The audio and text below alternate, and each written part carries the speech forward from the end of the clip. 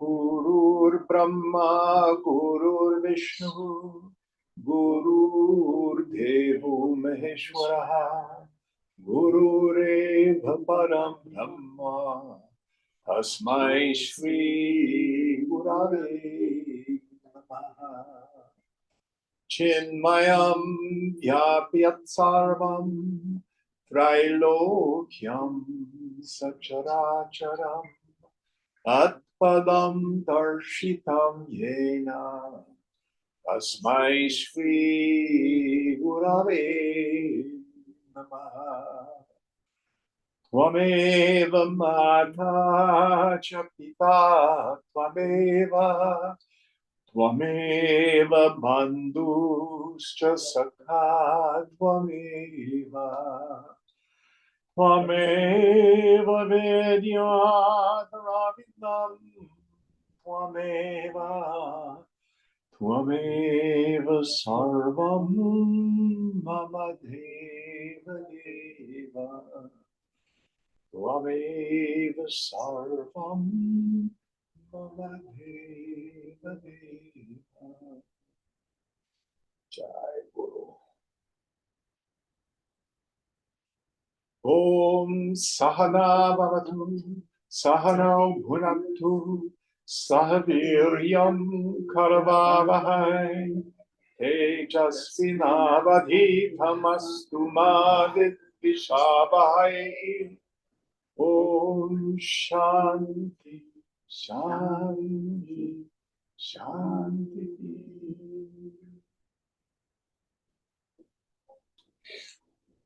Come down to this end. You're out of visual range. Can't see you out there. All right. Doing all right. I'm a class of one tonight.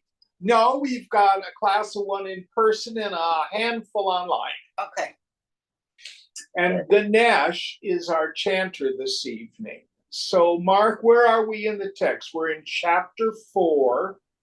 Number 24 for tonight. Chapter 4, 24. Will you help us out, please, Ganesh? Yes. Chapter 4, 24.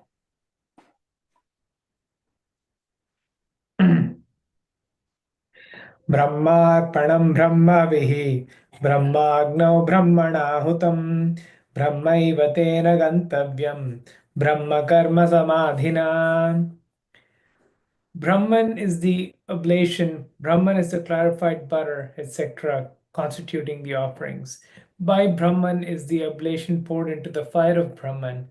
Brahman verily shall be reached by him who always sees Brahman in all actions. So this is one of the most famous shlokas in the entire Gita. And the metaphor is the Vedic yajna. So you have you ever done a homa? Homa? No. With the fires? Yeah. Yeah. So and then a priest does it, and what he's saying here is every element of the sacrifice is Brahman. Brahman is the fire, Brahman is the ghee that you throw into the fire, Brahman is all the other stuff. Brahman is the one doing the sacrifice. Brahman is the receiver of the sacrifice. What is the deeper meaning of it? Remember what we talked about of Deva Yajna earlier. The Devas are the presiding principles over any field of human endeavor. So when you're practicing your music, you are propitiating the music deva. When you are doing psychotherapy, you're propitiating the psychotherapy deva. So it means every aspect of what we do is God. Now, we have 3 questions that we have to deal with in yoga. We have more than that, but it can be reduced to 3. Who am I? What is this world? And how has it come about? The answer to the first question, Koham, who am I? I am not the body, I'm not the prana, I'm not the mind, I'm not the buddhi, the intellect, I'm not the karta, the sense of agency that occurs in the subtle intellect. I'm not even the deep, dark, delicious, deep sleep. Who am I? Chidakash. I'm that witness. I'm that space of consciousness, which is the knower of everything. Okay, well then what about all these things that we might say is not self? Well, the scriptures say, we fooled you. Sarvam kalvidam brahma. All this is verily Brahma. I don't get it. How can people, places, things, and conditions be God? The easiest way to understand this is to go to the dream state. You are the God of your dream. If you understand how microcosmically the dream comes about, then you understand how the macrocosm, how the infinite brings about this world. So in the dream state, you have a dream body, which is a locus of perception. You have an ego identified with it. You have a dream world of names and forms outside, and a dream subjective world of thoughts and feelings inside. Isn't that your experience? Mean in the dream state? Yeah? Yeah. And when you wake up, you see, oh no, it was my one mind appearing as the multiplicity of the dream. Do you see that? Mm-hmm. This is no different. Now listen carefully. Vedanta is not solipsism. Your ego is not creating all this. Infinite is creating this. But how the same process by which your mind creates the dream, which is sankalpena, by means of imagination. So the world is not manifested, it is not created, it is not concrete, it is not solid. It is just the play of consciousness. So this is our doorway into seeing the self in and through everything. Well, I don't like the politics going on.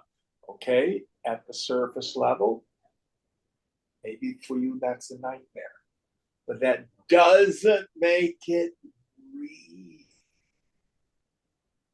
And in truth, the ground of being, Brahman, never touched by.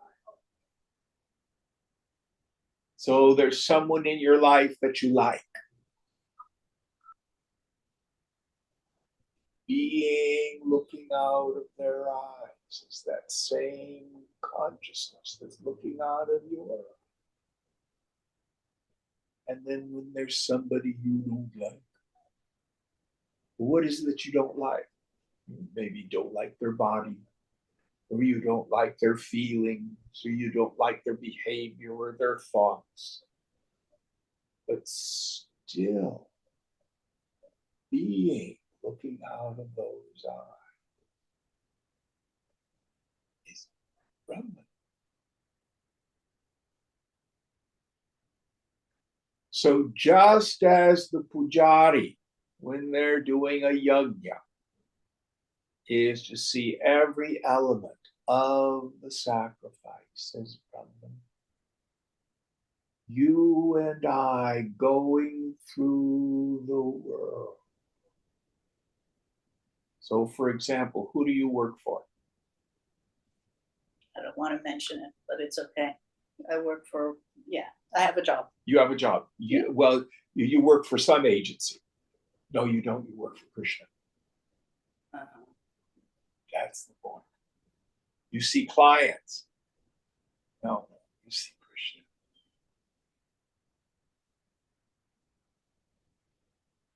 All your relationships. It's Krishna. Everywhere. So the practice is, can I endeavor to remember what's real? Everyone, everything. It's just the Lord appearing as name and form. Now, when we have this sense, things shift.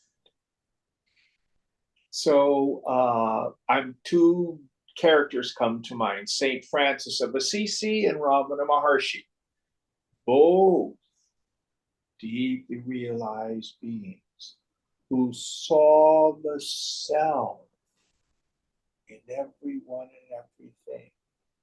Both of them had the experience that even wild animals would come to them. There's no fear, no antipathy. So the invitation here with this shloka is to see, endeavor to see everyone and everything as a manifestation of the divine. And if I don't like so and so or such and such, that's just my mind superimposing.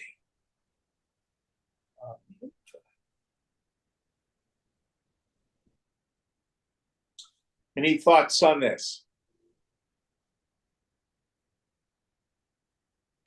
Next verse.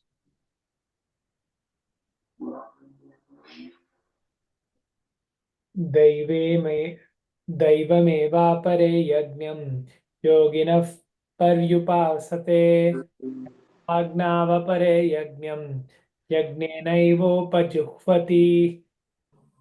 Some yogis perform sacrifice to devas alone, Deva Yajna, while others offer sacrifice as sacrifice by the self in the fire of Brahman, Brahma Yajna. So now what Krishna is going to list is various ways in which yogis, meaning you and me, sadhaks, can remember that what we're doing is to worship the self in everything. So what was the first one? Deva Yajna? Yeah, Deva Yajna. So we talked about that. The first one is Deva Yajna, meaning on an exoteric level, here we are doing a particular puja to a particular deity, but the deeper level, you work for God. Your relationships are God. I can remember when Christopher Isherwood, the author, who happened to be gay, went to his guru down in Los Angeles, and he'd fallen in love with this boy. And he said, what should I do? And Swami was very deep. He said, see him as Krishna. So whatever activity we do, your employer, your partner, your friends, all are Krishna. And whatever job you have, whatever activity we engage in, do it, make it sacred for God. So what was the second one? Brahma Yajna, sacrifice. Yeah. So this is when the yogi develops this wonderful trick of being able to cast off the mind and allow the mind to abide directly in the inner.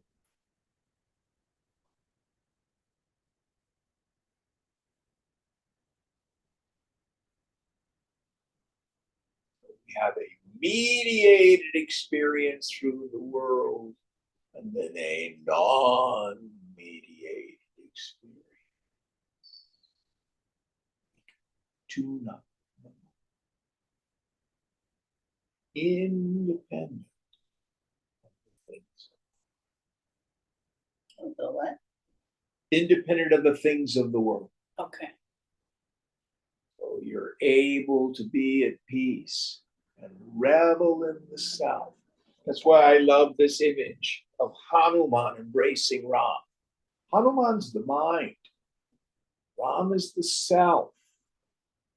Where does Hanuman, the mind, find its peace? When it can come home and abide in the self. Atmaramana, reveling in the self. Ramramati means to revel.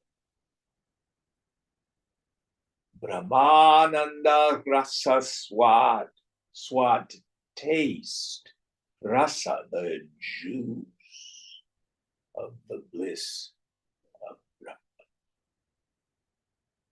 Next verse.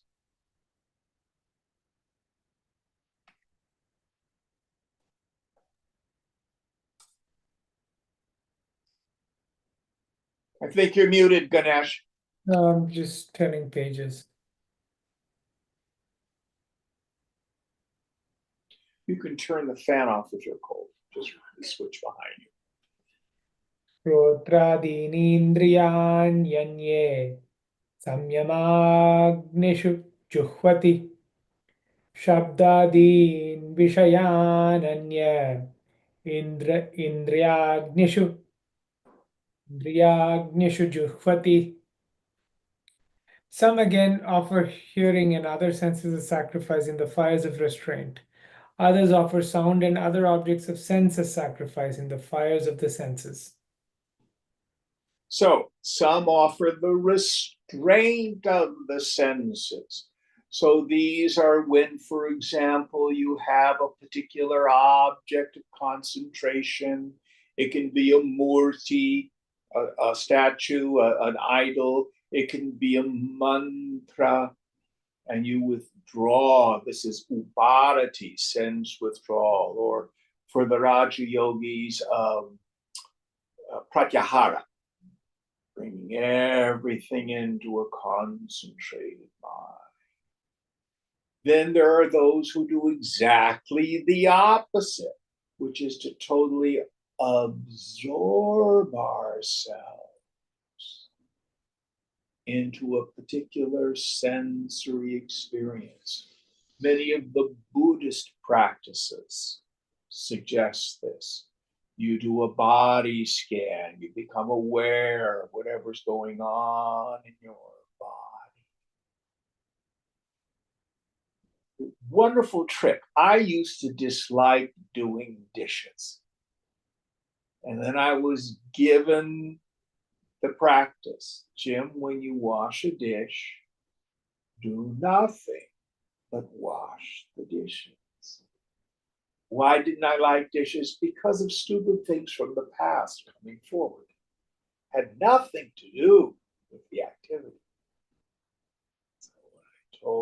concentrated my mind. Nothing but wash a dish when I wash the dish.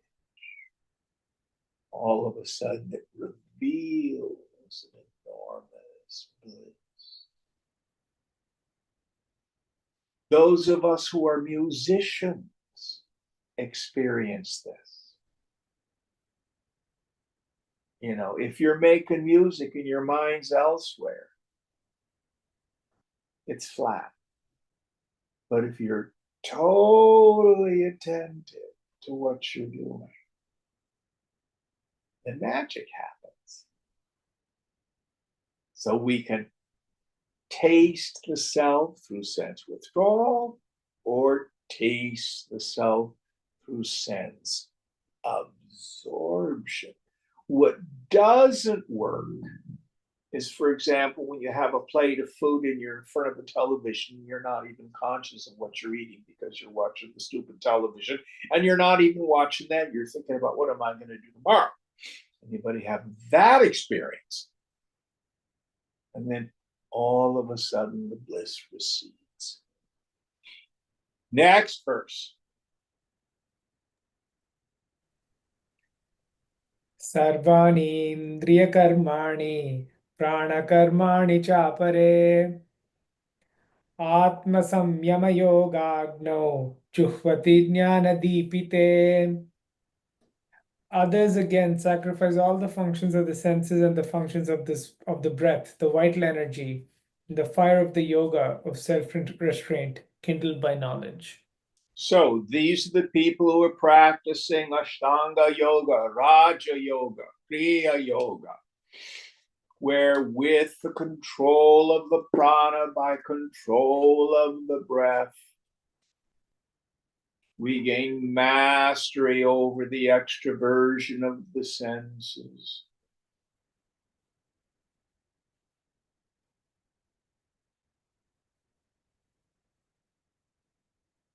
Endeavor to raise the Kundalini. This is another valid method. Next one.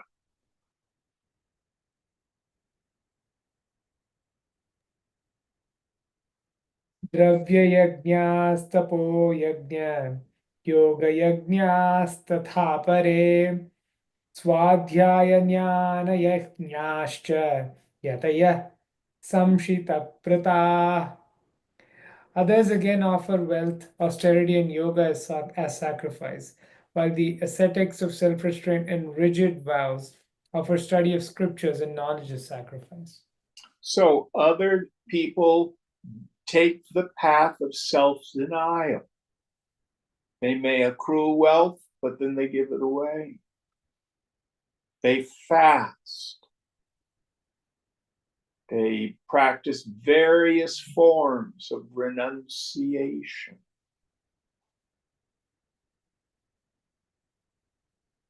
Others study scripture. In the study of scripture, that again sends the mind on its flights to the infinite. And there's a caveat with this, by the way. Shankara says, without knowledge of the self, study of the scriptures is futile. With knowledge of the self, study of the scriptures is again futile. So why do we study scripture? Of course, what we're lucky with today is we get good commentary. We have access to people who can break open the meaning of the scriptures. And the scriptures become what we call a pramana, means of knowledge. It's the setu, it's the bridge by which a teacher imparts the beatific vision to the student. They practice the suggestions put forward in the scripture, the viveka, the discrimination, the vairagya, the detachment, etc. Is in essence a reference to the path of jnana yoga here. Going on, next one. Apane juhvati pranam, prane panam tatha pare, pranapanagati ruddhva, pranayama parayana. Others offer as sacrifice the outgoing breath in the incoming and the incoming in the outgoing, restraining the courses of the outgoing and incoming breath, solely absorbed in the restraint of breath. Yes, so again, another reference to pranayama, where you have the prana, the inhale, apana, the exhale, and you have the restraint of the breath. A little simpler way to see this is frequently that moment between the inhale and the exhale.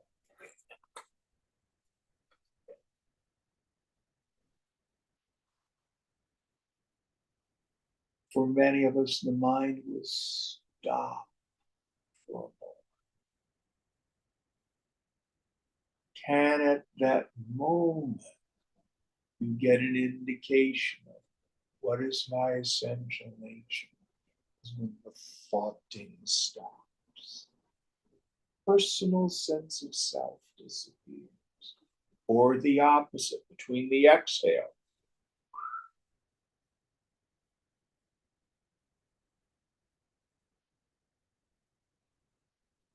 Before you inhale. Again, those moments when the thoughting stops.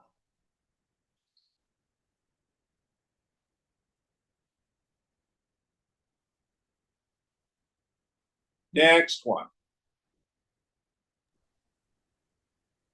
Apare niyatahara, pranan praneshu juhvati, sarvepyete yajnavido, yajnashapita kalmasha. Others with well-regulated diet offer vital airs in the vital air. All these are known as sacrifice, whose sins are destroyed by sacrifice.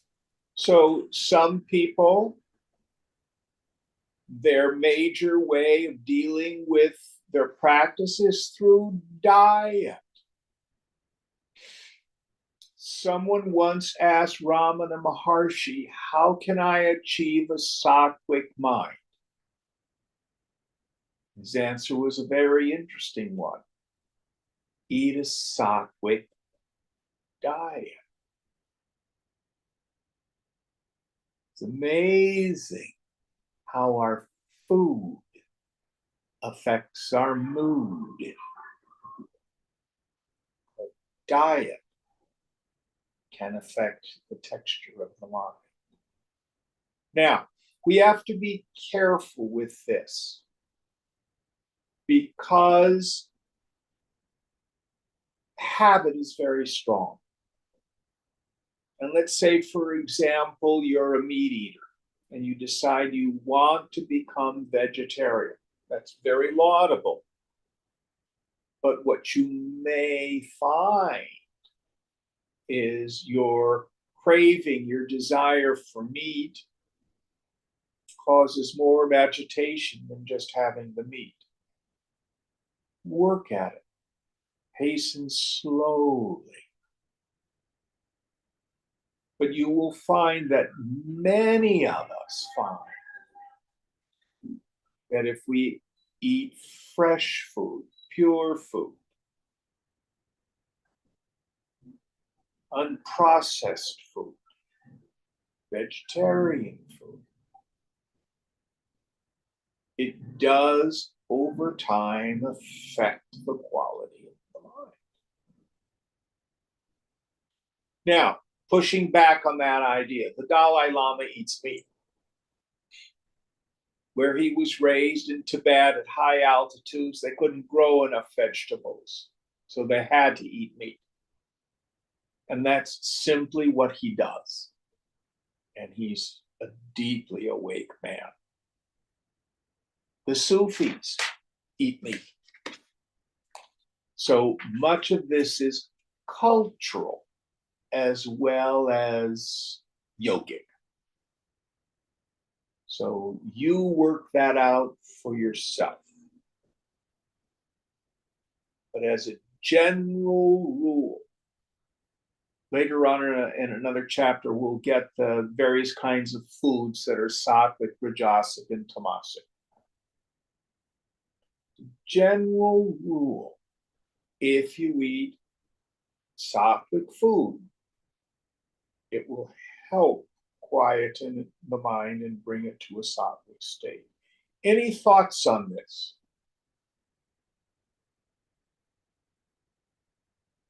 Next verse.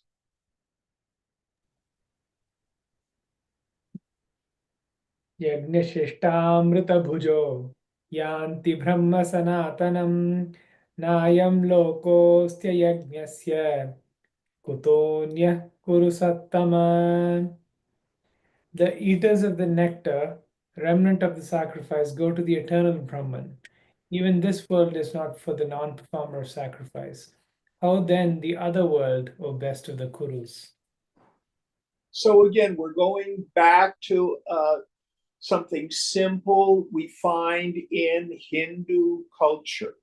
So if you're in a Hindu home that's observant, frequently when the mother cooks the dinner, she'll take a thali and take it over to the mandir and place it in front of the idol. Have you seen this in a Hindu home? Yes? Joanne? Yes, I have. Yeah. Then what we do is then sit down. So really, we get leftovers. Food is cooked for the god, and we get leftovers. Prasad, the remnant of the sacrifice. So the idea here is, as we move through life, we do everything for God. And the paycheck, and the raises, and the friendships, and the successes, that's the remnant of the sacrifice. Thy right is to work alone, never to its fruits, Krishna says.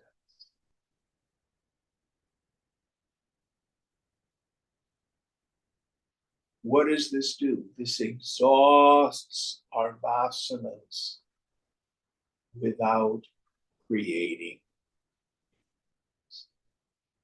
That's the point.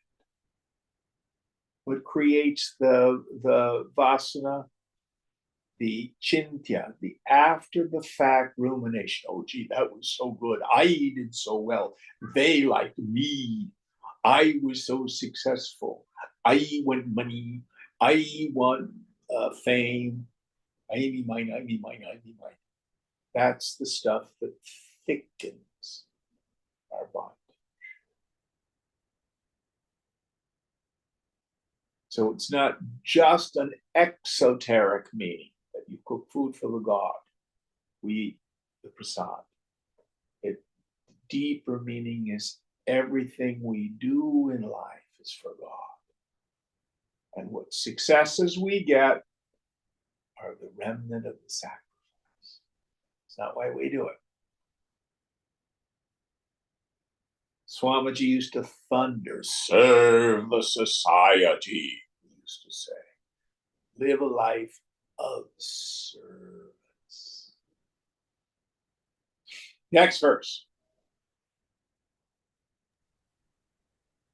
एवं बहुविधा यज्ञा वितता ब्रह्मणो मुखे कर्मजान् विधितान् सर्वान् एवं ज्ञात्वा विमोक्ष्यसे. Thus, innumerable sacrifices lie spread out before Brahman, literally at the mouth or face of Brahman. Know them all as born of action, and thus knowing you shall be liberated. Yes. So, yoga, we want always to do kriya yoga. What's the difference between karma and kriya?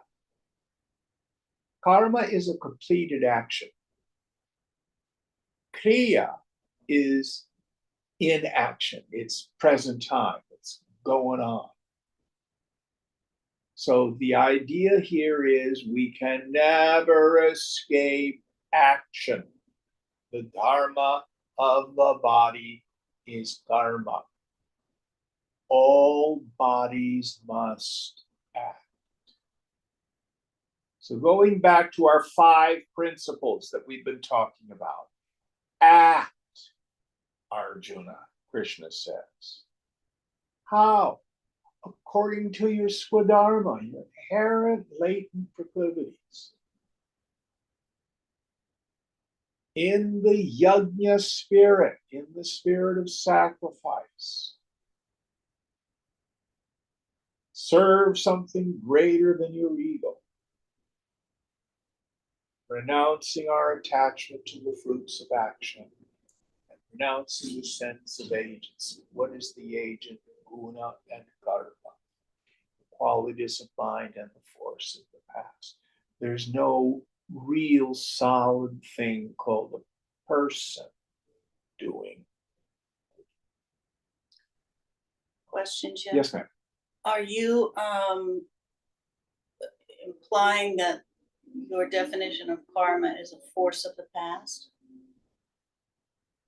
In that context, yes. Okay, okay. So we have what we call product karma, the karma of this life. Why did we choose the parents we have? You know, where we went to school, the jobs we get, the relationships we have, all that sort of stuff is the force of the past maturing. It presents itself as desire and decision. You know, I choose to go to this university.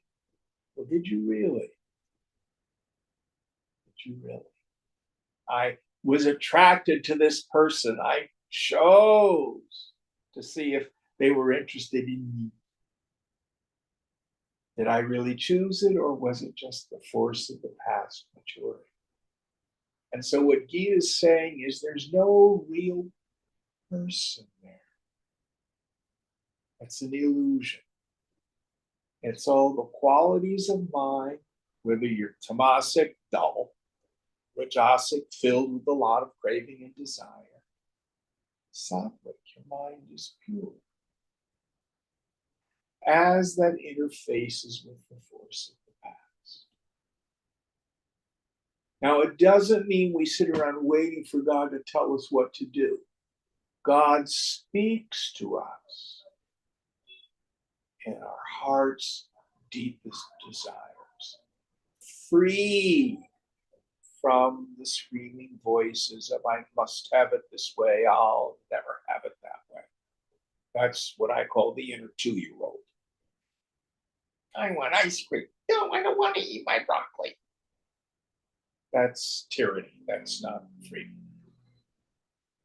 Does that make sense?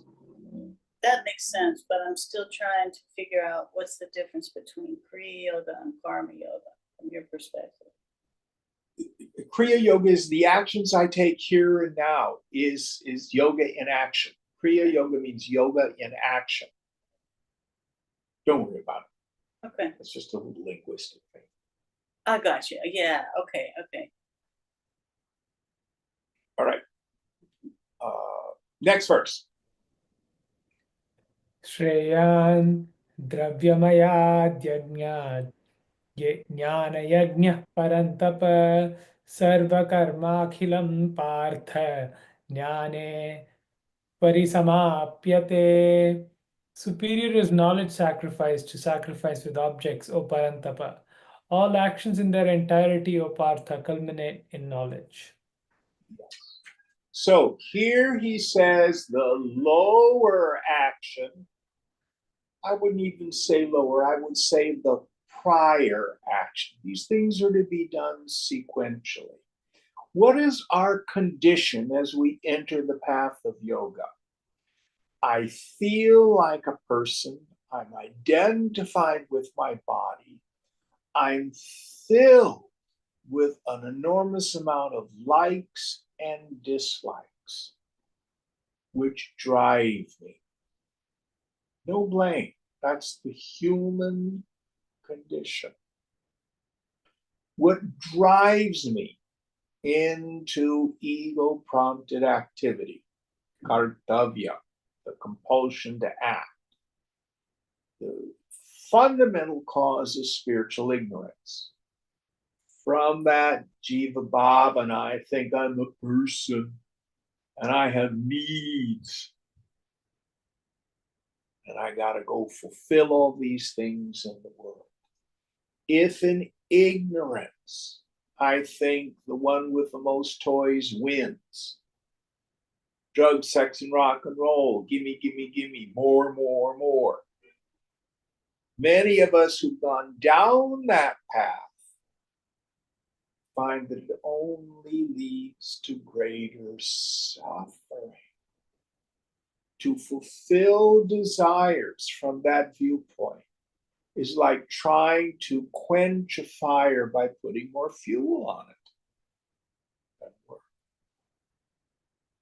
So the earlier stage is to act in the world using these 5 elements of karma yoga, where we can't help ourselves. We're going to act. You're going to go look for the relationship. You want to be successful at your job. You want to have nice things in your home. No blame, but do your best to use these elements that he's talked about. In time, the vasana pressure starts to lessen, and the mind easily starts to turn inward. And then we find that discrimination, dispassion come more easily.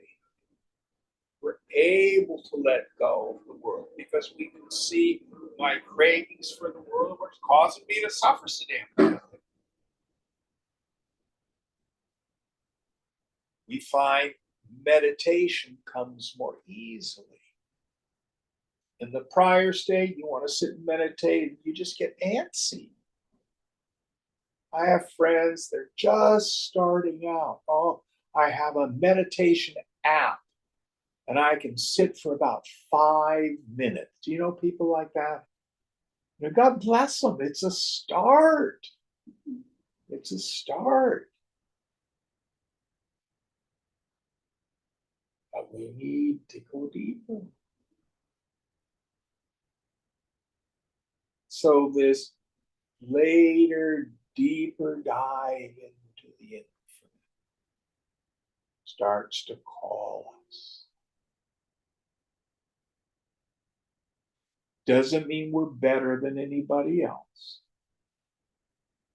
Just means, okay, this is now spiritually the time for that deep dive within.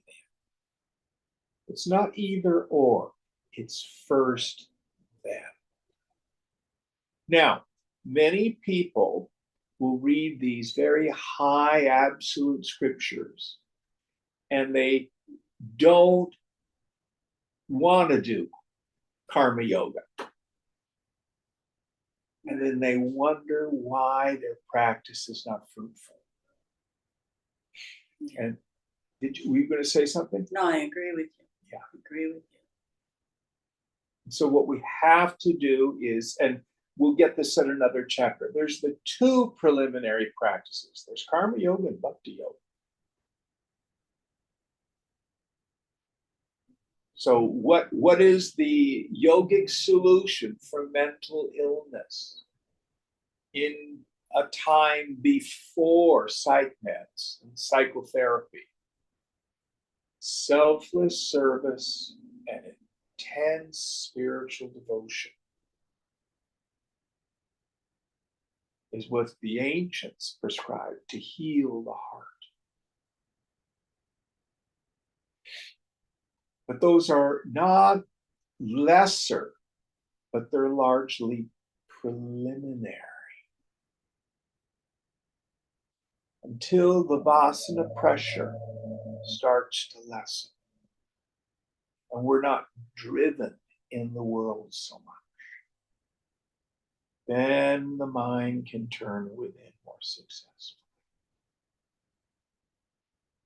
And I always like to say you can't, the rose bud is not a failure as a bloom.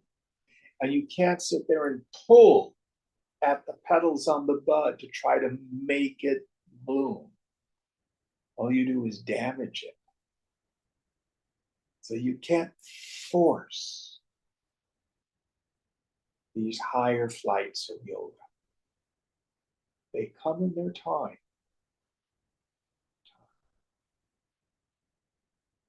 Any thoughts or questions about this? Next verse.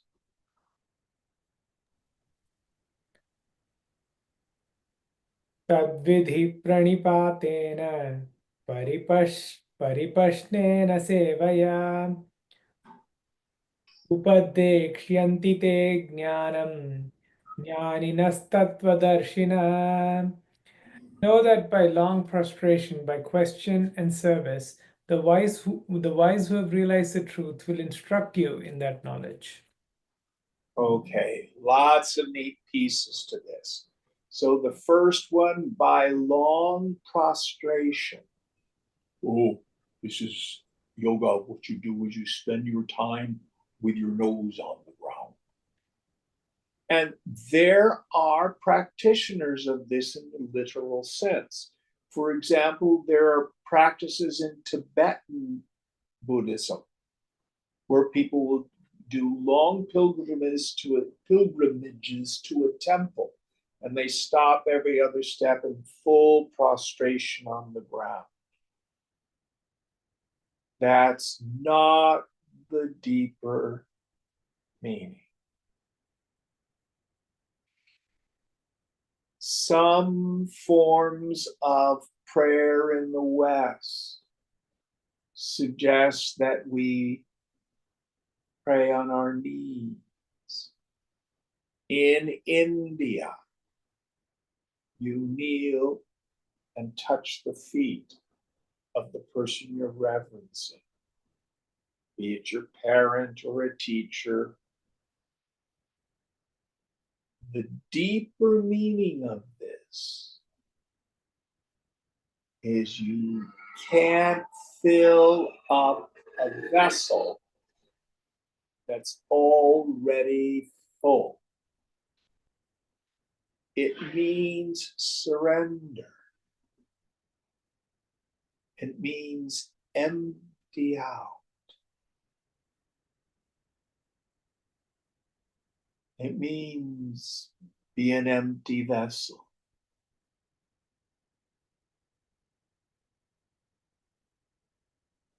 Make room for God.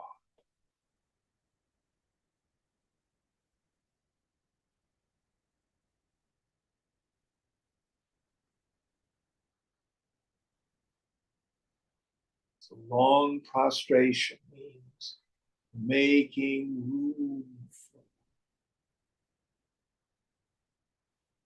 true humility, dethroning our control, our willpower, willfulness, that's a better word. Surrender. So after long prostration, what's the next one, Ganesh? By question and service. Say again. By question and service. Yes. So many people, especially today, have an idea that they need to have a guru who's world famous. The problem with that is there's no personal relationship. Now, even Chinmaya, when I was in India and Chinmaya would be giving a talk, there'd be 60,000 people at one of his talks. He was this little dot a block and a half away on a sound system. Luckily, when he came to the United States, there'd be a couple hundred of us at a camp.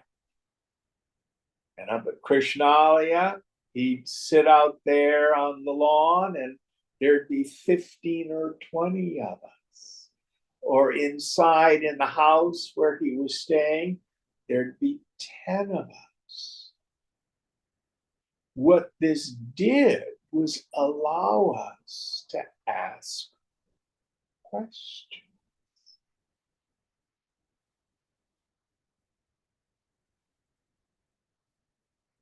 So Shankara says the Guru is an intimate friend. Now, part of the thing we have to learn is what kind of questions. In 1994, when I was in India, I was down at Amaji's ashram in Kerala, the hugging saint. And it was amazing. There would be hundreds and hundreds and hundreds of people who would come every day for her darshan. And they would, travel for days to get there and then wait in line for hours.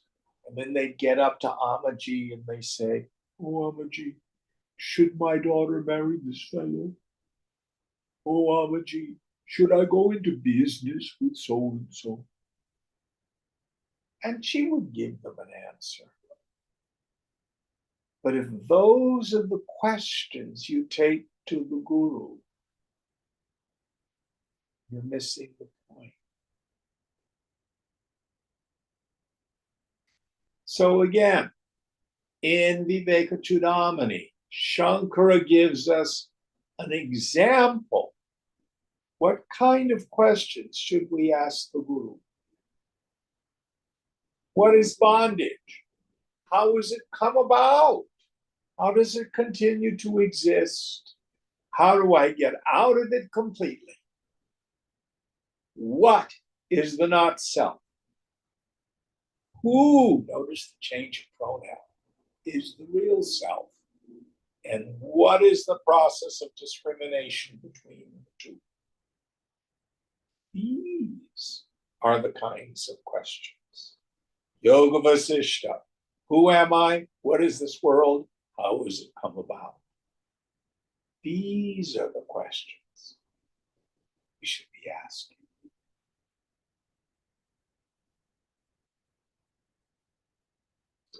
Part of what we learn is how to ask the right questions.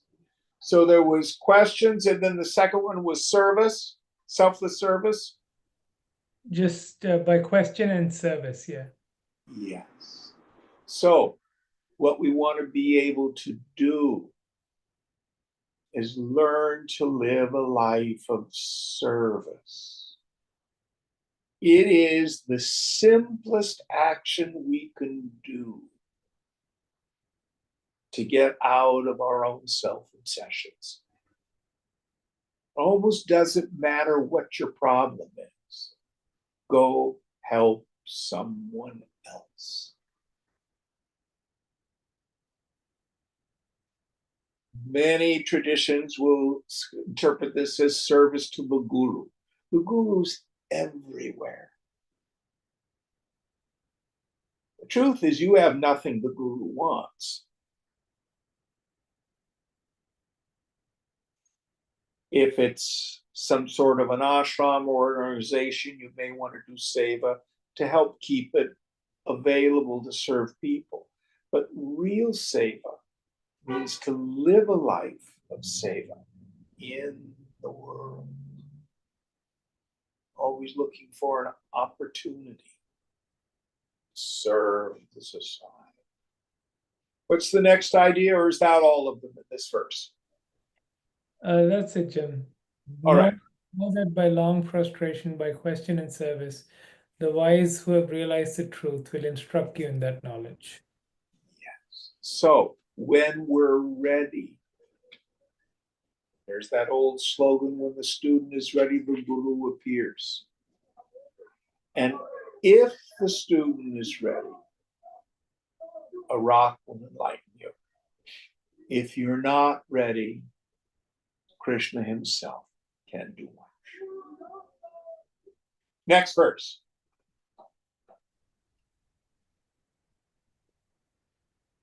यज्ञात्वा न पुनर्मोहम् एवं यास्यसि पाण्डव येन भूतान्यशेषेण द्रक्ष्यस्यात्मन्यथो मयि. Knowing that you shall not, O Pandava, again get deluded like this, and by that you shall see all beings in yourself and also in me. Yes. So, Arjun's problem, remember at the beginning when he has his collapse, is his ego identification. I am Arjun, and I see my cousins over there. I'm gonna have to do battle with them, and they're gonna kill me, or I'm gonna kill them. There's my grandfather and my archery teacher. This is terrible, and I'm scared. What does he want to do? Well, he comes up with a rationalization. The ancestors won't get their binda, their rice balls, if we do this. So I'm going to go off to the forest and meditate. And Krishna says, don't be a wimp. Knowing, while he's sitting there in the forest, filled with a lot of vasana pressure, all he's going to do is be thinking about the battle he didn't fight. Cannot gain freedom by running away from the world. Now, for some of us, it is our karma to withdraw from the world, but it's something we go to, not something we retreat.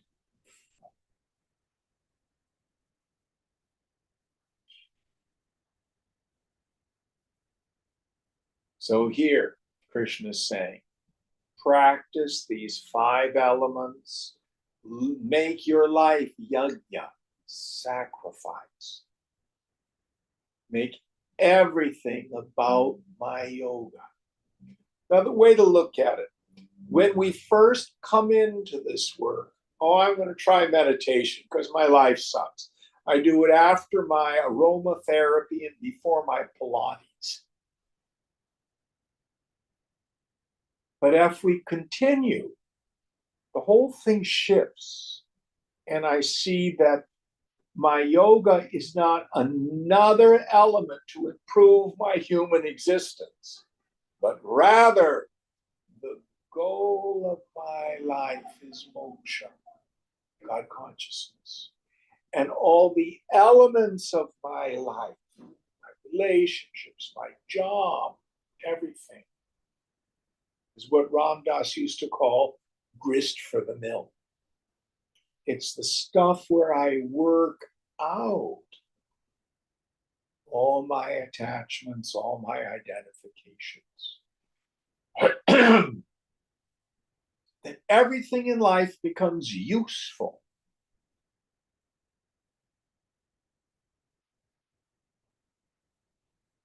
Come into class and there's no effing parking. Oh, the Lord is teaching me patience and serenity. Everything becomes useful. Go outside, and as I'm crossing the street, the bus I was going to get on, wait, okay. What am I supposed to pay attention to now? Everything becomes use. Everything becomes a gift.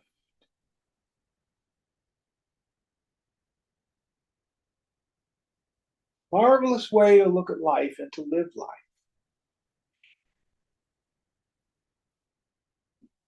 All right, next one.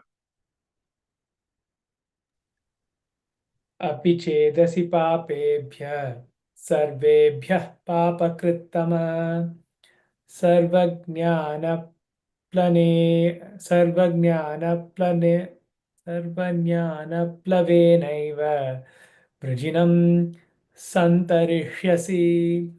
Even if you're the most sinful of all sinners, yet you shall verily cross all sins by the raft of knowledge. Yes. I love what St. Augustine said. Every saint has a past, and every sinner has a future. Or again, in Viveka Chudamani, there's a verse where Shankara describes the Guru, and he says, who's as calm as a fire that has burnt up its fuel. I love that metaphor, because what was the fire before it was just banked coals?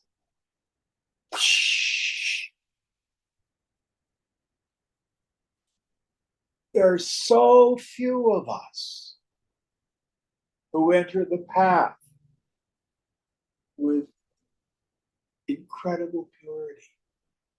99% of us enter the path with all sorts of vulgarities, all sorts of kleshas, defilements, character defects, problems. Welcome to the human condition. If you're a miserable creature, rejoice. You've spent lifetimes getting here. Let your misery be the engine for your yoga. I want to be free. I want to be free.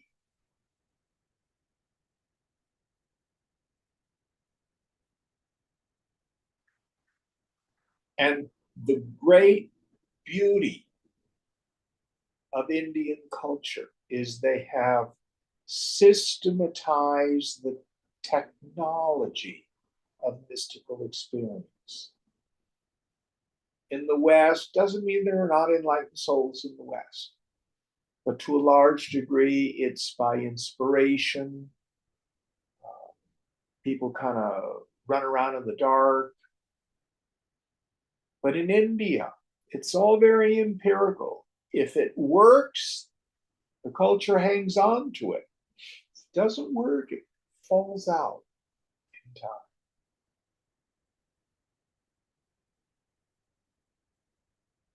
So this stuff works if we work it. Very simple stuff. And so the promise here is, even if you're a mess, even if you're filled with all sorts of character defects, kleshas, defilements, afflictions, stay committed to the practice. In time, things will change. There's that old Zen proverb, hasten slowly. And if you screw up your entire morning and you're all caught up in anger or resentment or self-pity, and you didn't pray or meditate in the morning, the neat thing about yoga is you can start your day over at any moment. Oh, here it is, 1 o'clock, and I've just had a horrible morning. Okay, we're going to start over. Okay, today I surrender to you, God. Uncreate me and recreate me as you would have me be today.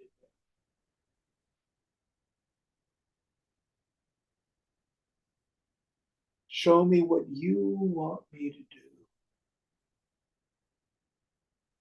Take me where you want me to go. Let me meet who you want me to meet. Tell me what you want me to say and keep me out of your way.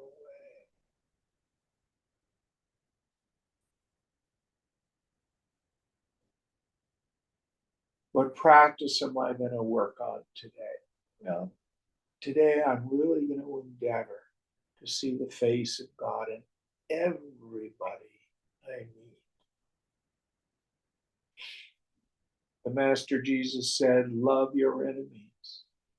Even the Gentiles love their friends. I say, love your enemies.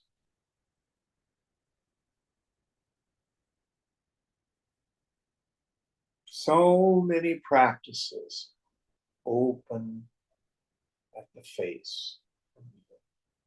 So I say you need to have the yogi's bag of tricks.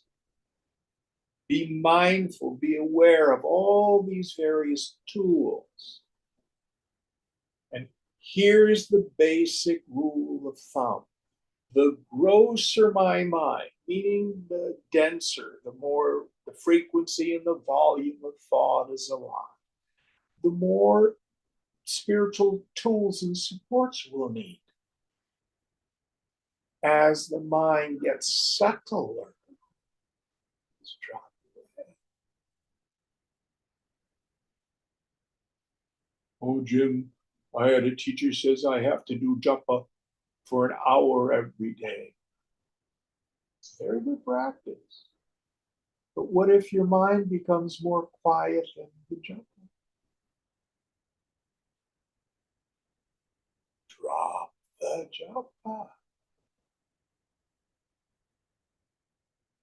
Abide in the silence.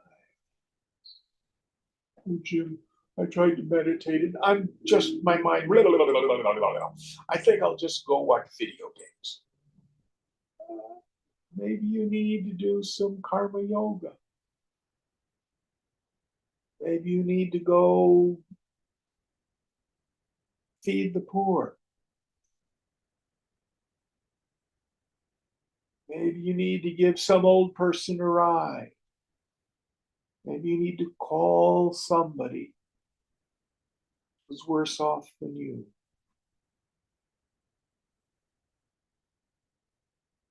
All depends on the subtlety or grossness of the mind. Which of these many tools that this chapter has given us are useful? But that's our rule of thumb. The grosser the mind, the more supports we need. The subtler the mind, let them drop away.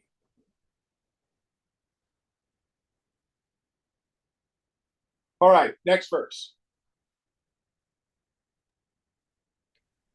यथैधांसि समिद्धोऽग्निः भस्मसात् कुरुतेऽर्जुन ज्ञानाग्निः सर्वकर्माणि भस्मसात् कुरुते तथा. As the blazing fire reduces fuel to ashes, O Arjuna, so does the fire of knowledge reduce all actions to ashes. So now he's moved into the most subtle. When I realize that no personal sense of self is real, if I think I'm a person, I'm under the throes of delusion. If I think I'm a person, my mind will tell me I'll be happy when, it'll be better if, struggle toward that goal. The fire of knowledge. Who am I? Oh, wait. I am that Chidananda, that bliss consciousness. My real self. I'm just that space, that witness. Never touched. I'm not a good person. I'm not a bad person. Aham Brahmasmi. What about this world and all the terrible people and all the horrible things they're doing? Wait, remember. Brahma Satyam Jagan Mithya. Brahman alone is real. Phenomenal world is illusory. Let it go. Let it go.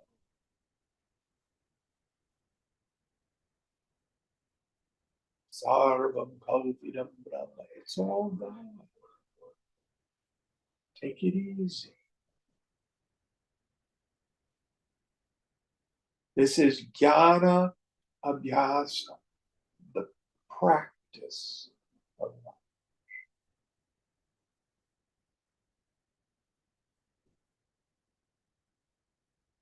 And you will forget, get identified, no blame. When we can't remember who you are.